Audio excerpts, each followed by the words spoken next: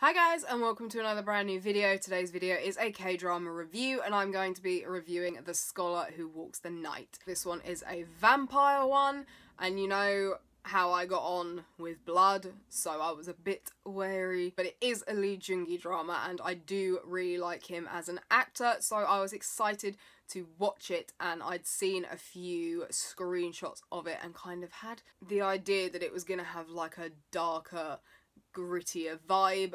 And I wasn't entirely wrong. Let's just say, all aboard the angst train. That is what you need to know. The opening was really awesome, I'm not gonna lie. There was some beautiful scenery, I loved how it was shot, I liked the lighting, I liked the darker tone to it, I liked the music, it really set the tone. I was like, yes, Halloween, let's do this. Just from the music, I really felt like it fit and gave off the appropriate vibe. All of that, however, was slightly overshadowed by a few initial thoughts that I had, like, immediately, like, oh my god, that's the book from Hocus Pocus. It wasn't.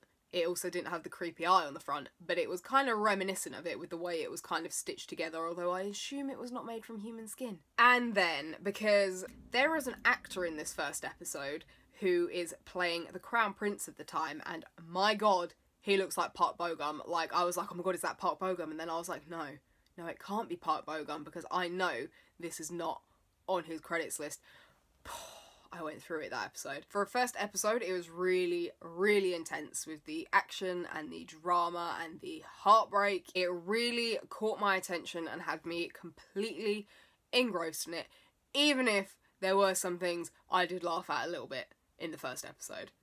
Just a little bit. It's just, I knew everything was gonna go terribly wrong for all of them. I really enjoyed the way they did the vampires in this. Yes, it was the traditional bitey vampires.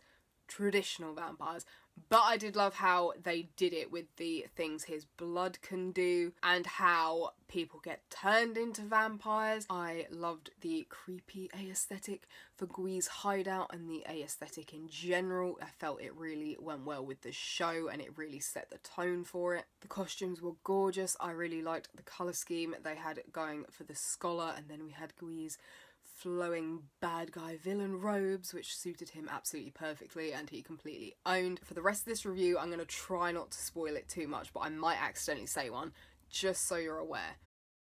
Sung-yeol is an interesting character for me because when we first meet him, he's all kind of like smiley and happy and innocent. Not exactly innocent, but he's more light-hearted. But then after the time skip, he's all kind of like broody and he has the fan snap completely down and he's basically the angst lord.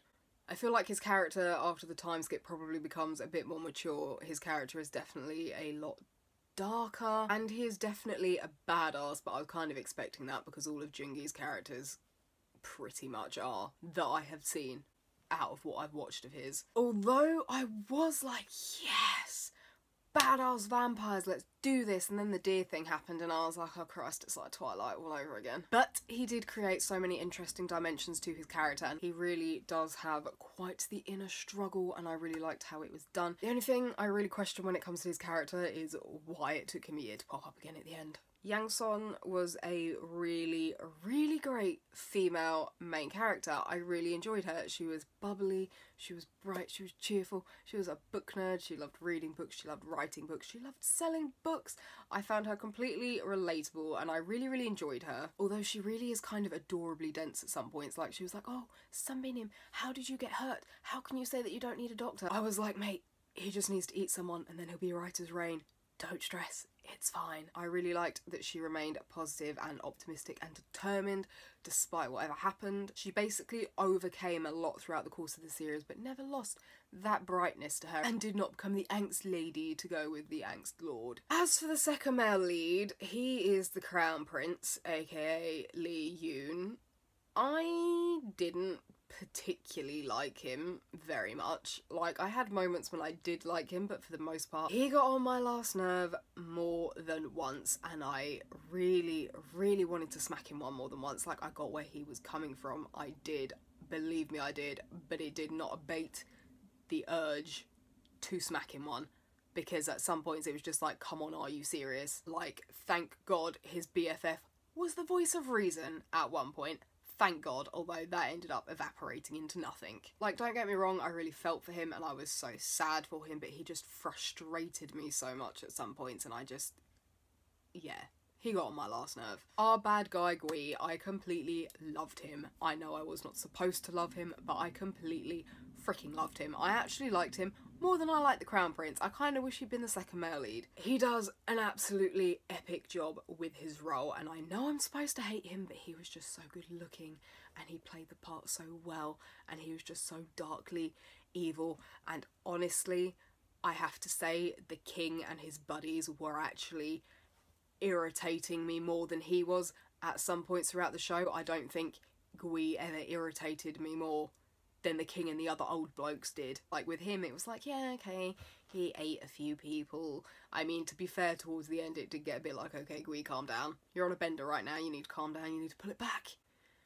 But at least Gui owned the crappy things he did. Like, say what you want about Gui being evil, but when the king was all like, fire, Gui was nice enough to shove Su Yang out of the way so she didn't get hit, which was a nice little touch for him. It was like, oh, that was nice. He was pretty much an evil genius too. Like, his plan was pretty genius, I can't lie. Although as much as he is all old and full of knowledge, he is pretty dumb at points too, and I was looking at him at one point like, seriously?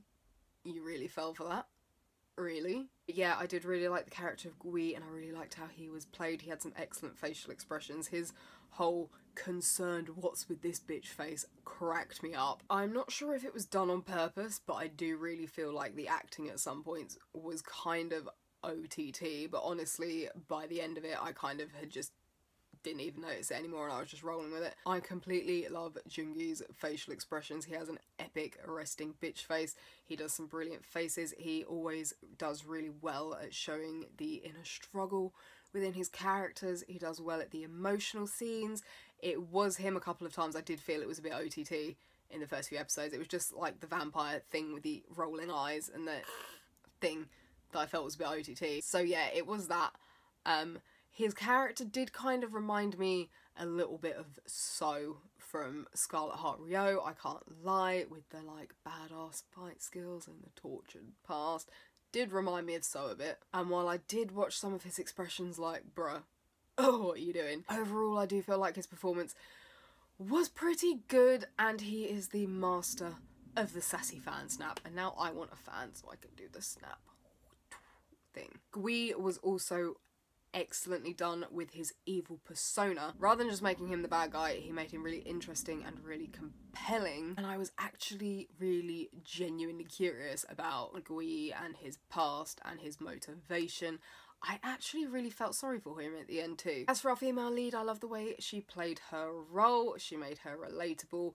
She made her a character you could root for. Her performance throughout the entire series was fun to watch, even though when she cried sometimes, I was a bit like, bitch, please come on. But overall, the entire cast, not just main, but the supporting cast too, gave a lot of really strong performances, and they created interesting characters that felt believable and that came to life.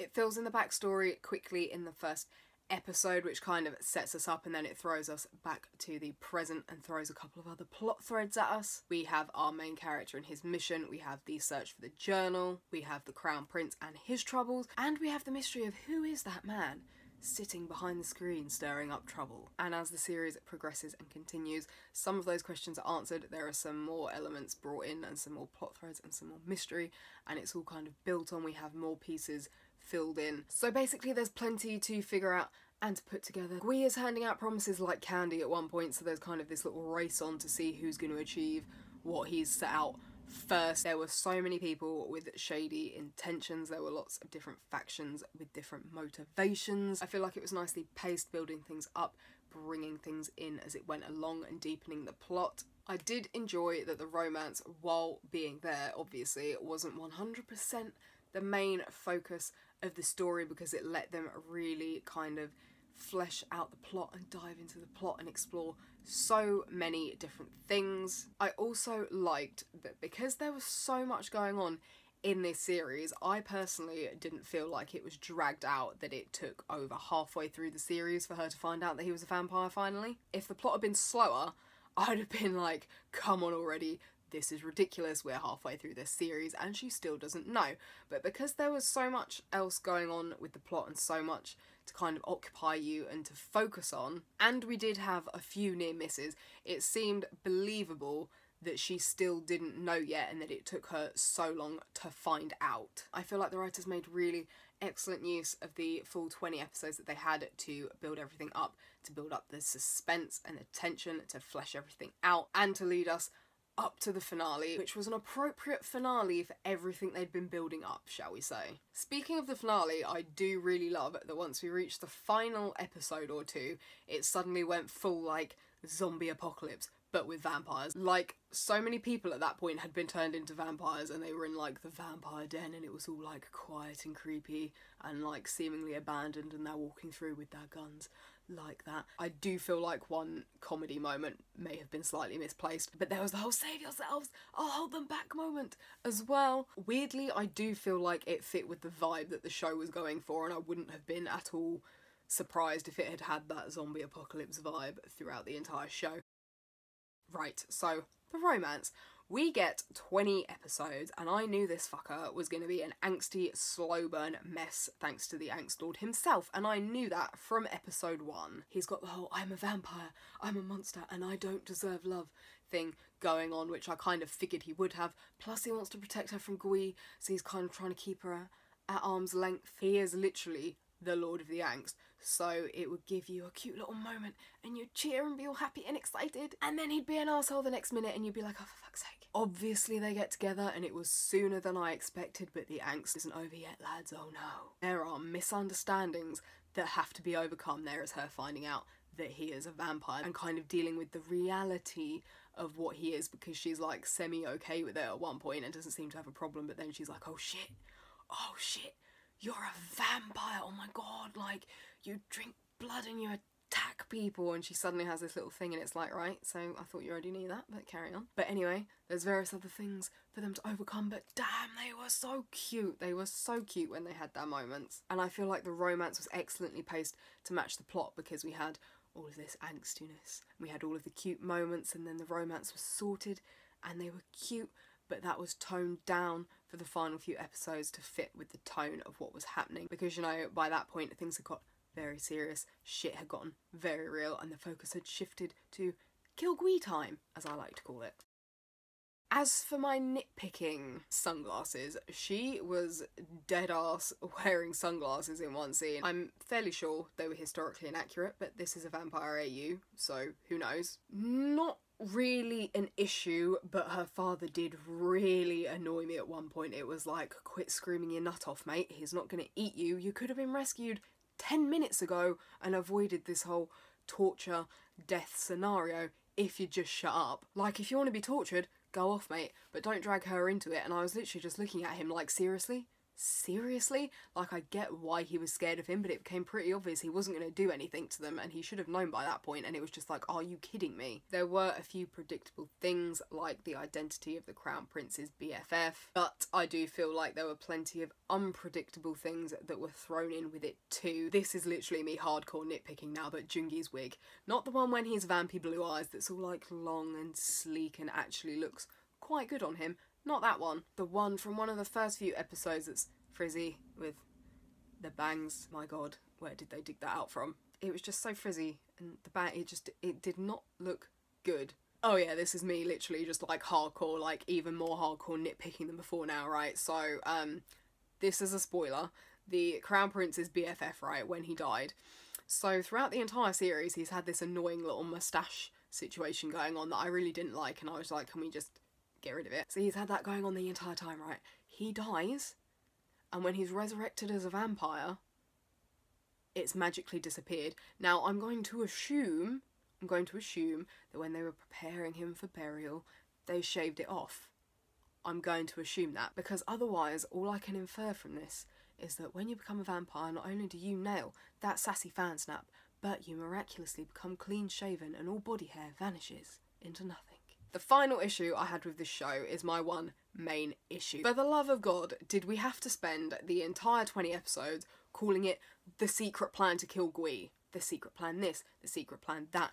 Everyone knew it was called the secret plan. Even Gui knew it was called the secret plan. So it's not really a secret, is it? It really just annoyed me. Like, I don't know why it annoyed me, it just did. Scholar Who Walks the Night is dramatic, it is intense, and it is full of angst. That is it. That's the show. Yes, there are some lighter parts to it, with some cute romance moments or a stab at comedy, but for the most part there is a hell of a lot of angst in this show. It's very intense, there's a lot of drama, and there is a lot of tragedy and sadness to it too. Not everyone gets a happy ending in this one, unfortunately, but it's not quite Scarlet Heart level tragedy. I gave this one 4 out of 5. I would definitely rewatch it. So that has been my review for Scholar Who Walks the Night. I hope you guys enjoyed this video. Let me know down below what you thought of the show if you have watched it. I will link all of my social media down below so you can come and follow me, and I'll see you guys next video.